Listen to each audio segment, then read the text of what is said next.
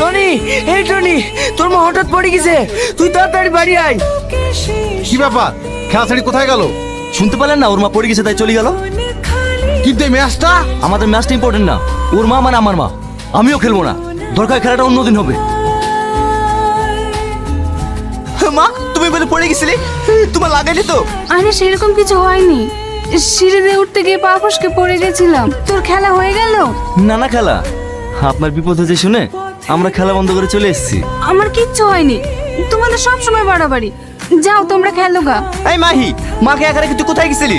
আমি একটু পাশে বাড়তে গেছিলাম ভাই। তোর কবে বুদ্ধি হবে? তোকে বলিনি মাকে বাড়িতে একা রেখে কোথাও যাবি নি? যেভাবে হোক পরশুদিন ম্যাচটা আমাদেরকে জিততেই হবে। এই শালা, তোকে দেখতে আসনি, মারবে এক চড়। কি বললি তুই? তুই আগে হাত দিবি? একবার হাত দিয়ে দেখ, তোর হাত আমি মুচড়ে ভেঙে দেবো।